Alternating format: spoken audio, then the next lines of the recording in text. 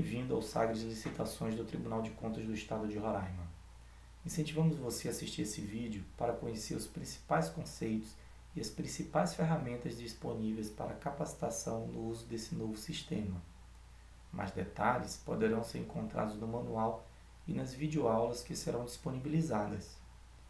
O Sagres Licitações é um sistema de informática instituído pela Instrução Normativa 3 de 2014 e que se destina a armazenar eletronicamente as compras, serviços, obras e alienações realizadas mediante licitações, dispensas ou inexigibilidades no âmbito de todos os órgãos e entidades que estão sob a jurisdição do Tribunal de Contas do Estado de Roraima. A sigla SAGRES significa Sistema de Acompanhamento da Gestão dos Recursos da Sociedade. Ele foi idealizado pelo TCE para ser o grande sistema de apoio à atividade do controle externo, onde um dos módulos planejados e que já foi implementado é o que trata exclusivamente sobre as licitações, dispensas e inexigibilidades, por isso o nome Sagres Licitações. Esse módulo foi projetado para operar de forma integrada com o módulo de contratos, que será implantado somente em 2015. O Sagres Licitações foi desenvolvido integralmente pelos técnicos do TCE, utilizando ferramentas avançadas e contemporâneas de desenvolvimento de software disponíveis pela Iniciativa de Software Livre. Apesar da complexidade e do grande volume de informações acerca das licitações e compras conduzidas pela administração pública, a equipe do Sagres Licitações empreendeu grande esforço no sentido de disponibilizar um sistema de fácil aprendizado e utilização simples. Apesar disso, o preenchimento das informações exige responsabilidade, zelo e dedicação por parte daqueles que irão utilizá-lo. Para auxiliar nesta tarefa, foi redigido o manual do sistema explicando detalhadamente cada operação existente e também foi elaborado este curso, em videoaulas, visando preparar os usuários para o uso do Sagres Licitação. Além disso, o Tribunal vai disponibilizar canais de comunicação que serão utilizados para o tratamento de dúvidas e problemas decorrentes do uso do sistema. A vantagem do curso em videoaulas é que o participante pode definir seu próprio ritmo de participação e rever ou praticar o conteúdo quantas vezes entender necessário. Outra vantagem é que o curso permanece disponível na internet e assim, se for necessário treinar um novo servidor, basta orientá-lo de como assistir cada um dos vídeos existentes e depois monitorar seu desempenho na realização das tarefas.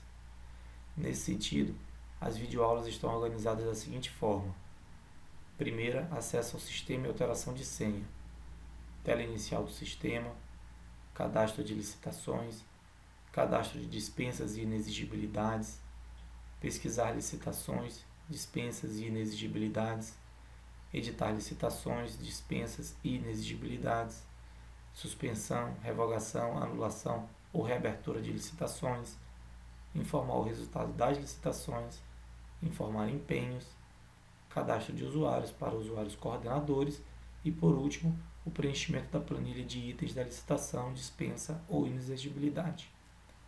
São cerca de 4 horas de aula que poderão ser assistidas de acordo com a disponibilidade e o ritmo individual de cada participante.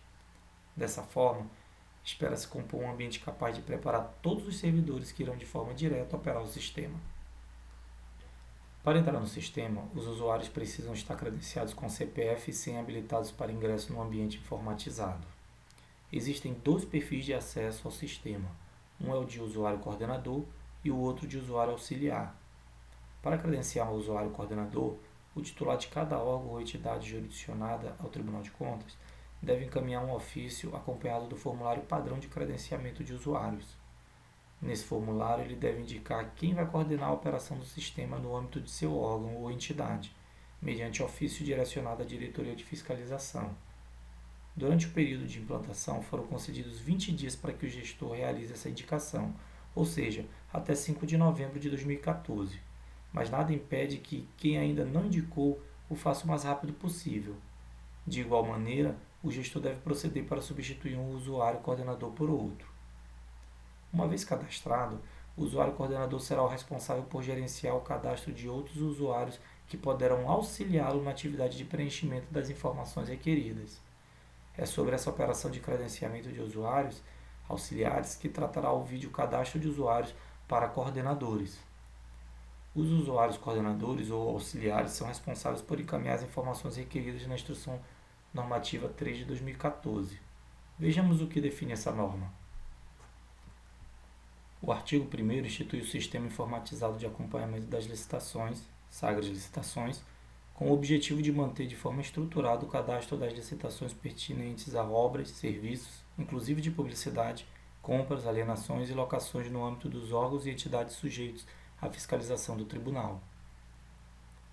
O artigo 2º define os destinatários da instrução normativa e, consequentemente, do sistema, ao estabelecer que esta instrução se aplica aos jurisdicionados do Tribunal, compreendendo os poderes executivo, incluindo a administração indireta, legislativo e judiciário, bem como o Tribunal de Contas, o Ministério Público Estadual e o Ministério Público de Contas. O parágrafo único determina que a remessa das informações é de responsabilidade dos titulares dos órgãos e entidades referidos no caput. Pois bem, o artigo 3º, que é autoexplicativo, define que a remessa das informações se dará de acordo com os procedimentos definidos na instrução normativa.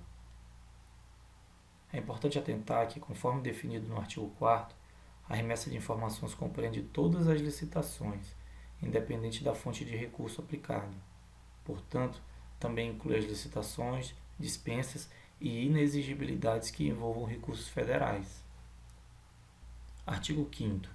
As remessas que se referem a licitações que contemplam mais de um órgão deverão registrar todos os órgãos participantes. Esse texto tem uma carga implícita importante.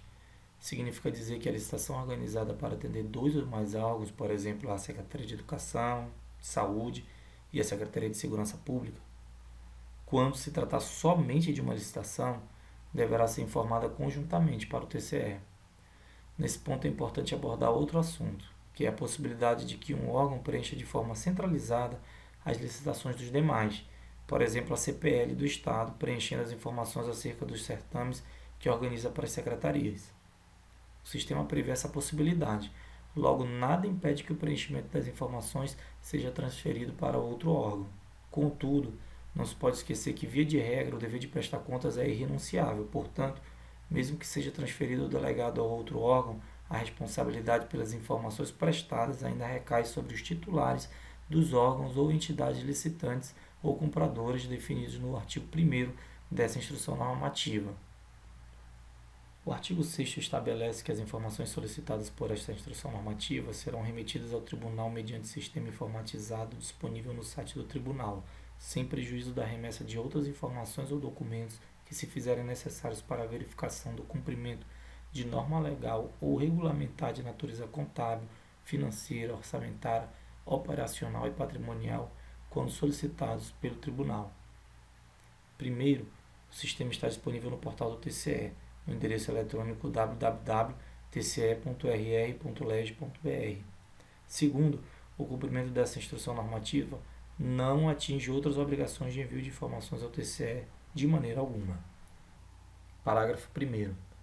Os editais, avisos de licitação e as eventuais modificações remetidas serão publicados no site do Tribunal, dando-se amplo conhecimento do certame licitatório em curso.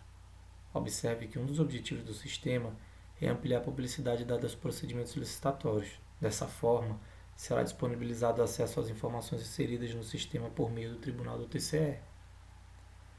Parágrafo 2º. A publicidade dos atos no site deste Tribunal não desobriga os responsáveis de procederem às devidas publicações na forma prevista na Lei 8.666.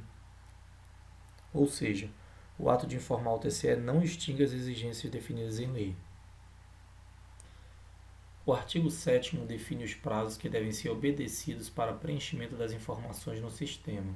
São eles: 1. Quando se tratar de convocação para a realização de certame licitatório, ou seja, nos casos de abertura. Se for carta-convite, até 3 dias após a publicação ou a fixação do instrumento convocatório. Portanto, no mínimo 2 dias antes do prazo para o recebimento das propostas ou da realização do evento, que é de 5 dias. Para as demais modalidades, até 5 dias após a publicação ou a fixação do instrumento convocatório. 2. Quando se tratar de informações acerca dos resultados das licitações, compreendendo os certames adjudicados ou homologados e os declarados desertos, fracassados, revogados ou anulados, você tem até o 10º dia do mês seguinte à data do resultado para informar o sistema. 3.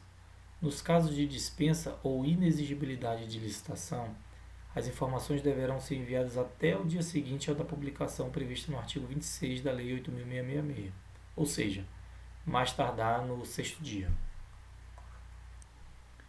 Ainda no artigo 7º, o inciso 4 define que nos casos de suspensão, seja por decisão judicial ou administrativa, e quando da reabertura dos certames, a ocorrência deverá ser informada no sistema em até 3 dias, contados a partir da data da ocorrência. Significa que você deve entrar para informar todos os eventos de suspensões ou de reinícios. Inciso 5. Quando forem expedidos empenhos decorrentes das licitações, dispensas ou inexigibilidades, estes deverão ser informados até o 10º dia do mês seguinte ao da emissão. Importante notar que o envio das informações não cessa com a homologação do certame, mas se estende até a emissão dos empenhos. Lembrando que o detalhamento das informações contratuais somente será exigido por ocasião da implantação do módulo de contratos do Sagres, que ocorrerá somente em 2015. Parágrafo 1º. Até o vencimento dos prazos mencionados nesta instrução, os dados poderão ser substituídos para fins de correção de eventuais erros de digitação, sem prejuízo da tempestividade da remessa. E, encerrados os referidos prazos, a alteração de remessas caracterizará a inadimplência e deverá ser requisitada por meio do sistema, podendo ser realizada dentro do prazo concedido pela unidade técnica em caso de deferimento. Portanto, se necessário, os dados poderão ser corrigidos, contudo a tempestividade será prejudicada caso a correção seja encaminhada após o encerramento do prazo.